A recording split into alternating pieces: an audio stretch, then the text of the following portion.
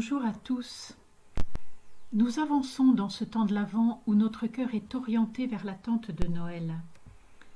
Peut-être que le prophète Jérémie nous semble un peu austère pour nous accompagner pendant ce temps liturgique. Mais en fait non, car il y a aussi des paroles de grande consolation dans son livre. Nous l'avons pressenti avec la fin de la lettre aux exilés que nous avons lue la semaine dernière, et aujourd'hui nous allons nous arrêter sur quelques versets seulement qui sont au cœur des chapitres 30 à 33, chapitres que les sous-titres de nos Bibles appellent souvent le livre de la consolation. C'est que, pour Jérémie comme pour tous les prophètes, les dures paroles de reproche qu'ils adressent au peuple pour qu'il se convertisse ne sont jamais le dernier mot de leur message.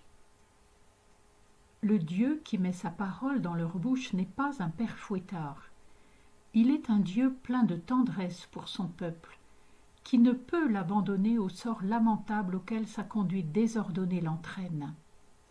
Alors, inlassablement, il corrige, mais aussi il console ceux qui se sont fait tant de mal, comme une mère prend son nourrisson tout contre sa joue, comme dit le prophète Osée au chapitre 11, verset 4. Aujourd'hui, nous allons lire 4 versets. 4 versets seulement, ce n'est pas le plus facile.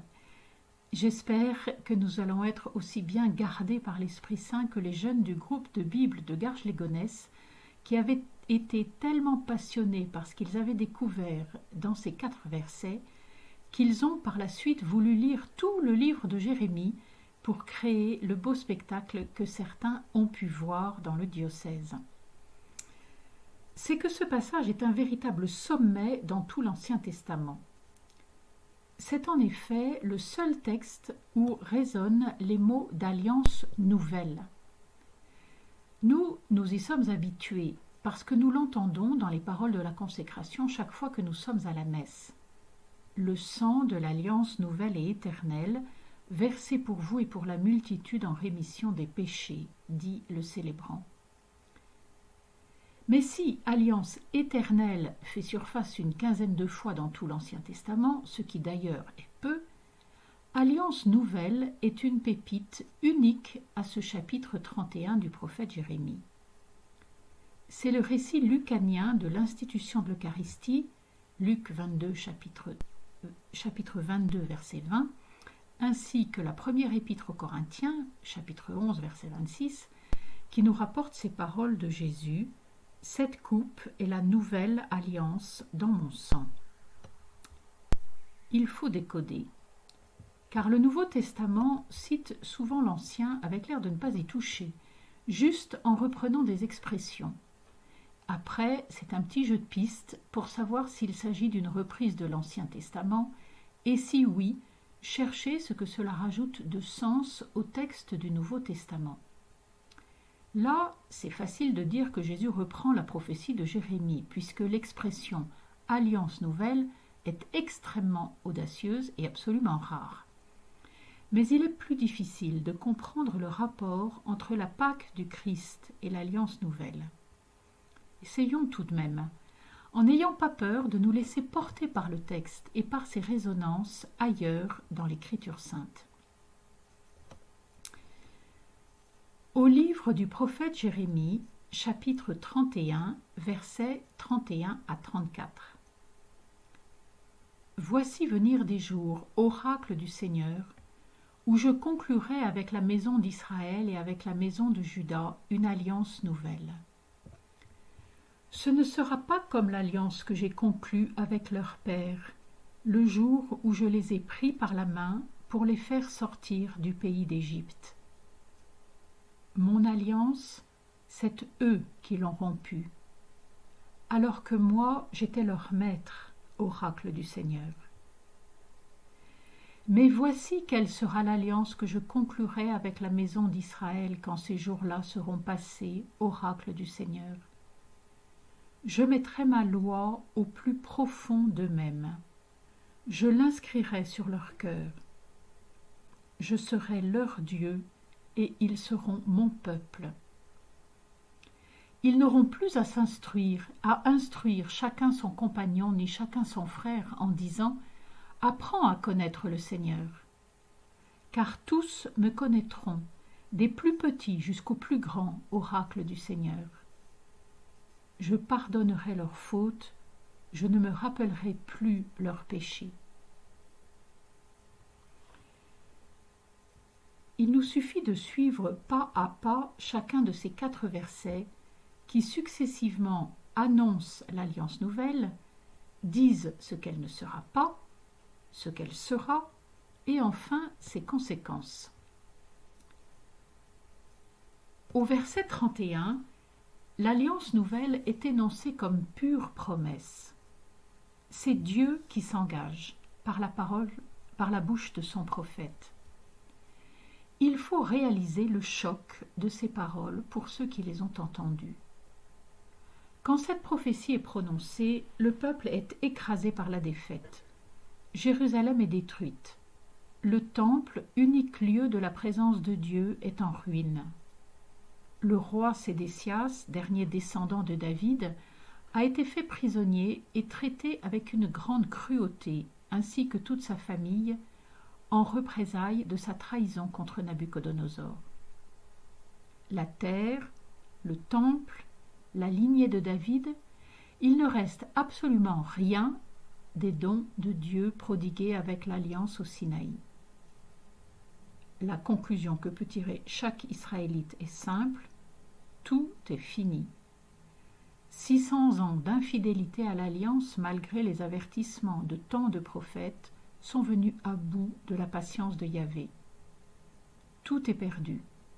Il ne reste que le désespoir. C'est aussi simple que cela. C'est pourquoi la proclamation solennelle par le Seigneur lui-même qu'il va conclure de nouveau une alliance avec la maison d'Israël et la maison de Juda, c'est-à-dire non seulement avec le petit groupe des Judéens tout juste vaincus, mais encore avec les 10 tribus de l'Israël du Nord, dont la capitale Samarie avait été rasée 1 siècle et demi plus tôt par les Assyriens, cette annonce a dû faire l'effet d'un coup de tonnerre pour ceux qui l'ont entendue. Au verset 32, l'auteur nous explique ensuite ce qu'elle ne sera pas. Cette alliance nouvelle ne sera pas comme la première, celle conclue avec leur père, le jour où le Seigneur les a pris par la main pour les faire sortir du pays d'Égypte. Pourtant, il n'y a évidemment rien à redire à l'alliance conclue au Sinaï. Les 10 commandements sont valables à jamais. Simplement, cette alliance, mon alliance, insiste Dieu, c'est eux qui l'ont rompue. Il y a comme une tristesse dans ces mots, une peine de la part du Seigneur, qui pourtant affirme aussitôt sa puissance, alors que moi j'étais leur maître, oracle du Seigneur. Ici, la traduction de l'hébreu est très difficile. On pourrait aussi bien dire « mais je suis resté leur maître » ou bien « et alors je leur ai fait sentir ma maîtrise ». Quoi qu'il en soit, cette idée de maîtrise de Dieu sur son peuple ne choquait pas les auditeurs de Jérémie, alors qu'elle peut sonner beaucoup plus difficilement à nos oreilles. Il nous est d'autant plus utile de regarder ce que Dieu fait de sa puissance.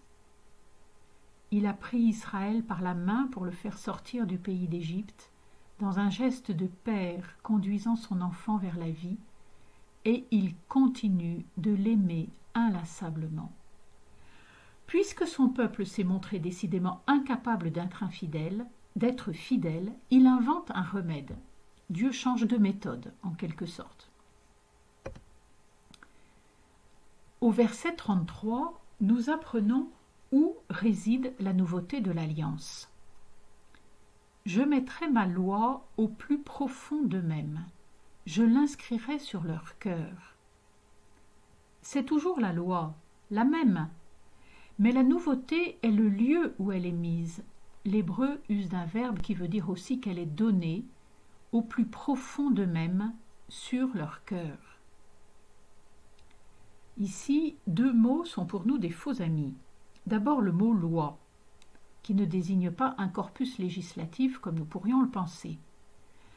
La loi pour un juif, c'est la Torah, c'est-à-dire les 5 premiers livres de la Bible qui rapportent toute l'histoire du salut depuis la création du monde jusqu'aux portes de la terre promise, en passant bien sûr par la traversée de la mer.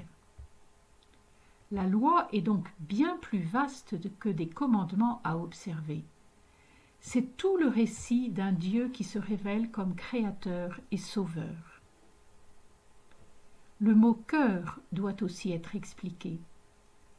Dans la Bible, le cœur n'a rien à voir avec le siège de l'affectivité ou d'une quelconque dimension psychologique dont il n'est d'ailleurs presque jamais question. Le cœur biblique, c'est l'organe de la connaissance. Dans la Bible, on ne connaît pas avec la tête, mais avec le diaphragme, quelque chose d'aussi vital que l'enfant sur le ventre de sa mère qui sent le souffle de sa vie qui le traverse. La loi donnée au fond du cœur, c'est l'intimité avec Dieu, enfin devenue le principe même de notre action. Non plus comme un contenu extérieur qui demande notre application, ce qui est voué à l'échec comme le peuple élu en a fait l'expérience, mais comme la vie de Dieu, notre propre souffle, le seul moteur de notre existence. Le but de l'alliance reste le même que celui de l'alliance au Sinaï. Je serai leur Dieu et ils seront mon peuple. La différence, c'est que, après que tout ait été perdu, cette fois, c'est le Seigneur qui donne de pouvoir être fidèle. Autrement dit, il pardonne, ainsi que l'affirme la fin de notre passage. Je pardonnerai leurs fautes, je ne me rappellerai plus leurs péchés. Voilà en quoi réside la puissance de Dieu. Prendre la souveraine initiative de rendre fidèles ceux qui ont expérimenté qu'ils ne peuvent absolument pas l'être par eux-mêmes. La conséquence, énoncée au verset 34, est très surprenante.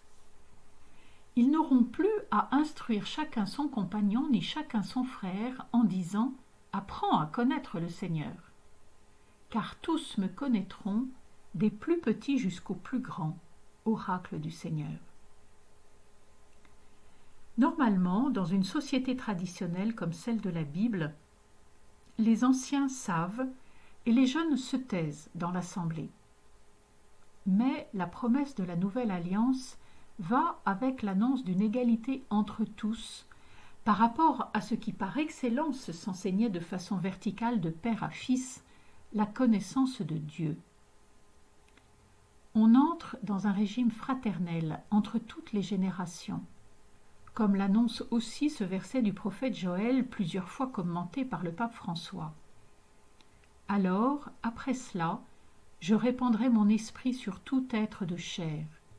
Vos fils et vos filles prophétiseront. Vos anciens seront instruits par des songes, et vos jeunes gens par des visions. Même sur les serviteurs et sur les servantes, je répandrai mon esprit en ces jours-là. Joël chapitre 3, versets 1 et 2. Vous avez reconnu, c'est avec ces mêmes mots du prophète Joël que saint Pierre, le jour de la Pentecôte, explique ce qui est en train de se passer à tous ceux qui en sont témoins à Jérusalem. Voilà que nous avons fait beaucoup de chemin à partir de cette prophétie de l'Alliance nouvelle. Vous voyez comment nous avons traversé toute la Bible, du Sinaï à la Pentecôte, du don de la loi au don de l'Esprit.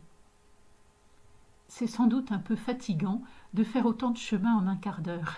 Et encore, j'ai sauté à pieds joints sur l'abîme que représente le fait, pour un amoureux de la loi comme saint Paul, de comprendre qu'elle ne peut sauver même le juif qui lui est fidèle. Il faudrait lire toute l'épître aux Romains. J'espère n'avoir perdu personne en route et que vous apercevez avec quelle fulgurance Jérémie dessine déjà tout ce qui sera accompli dans le Christ.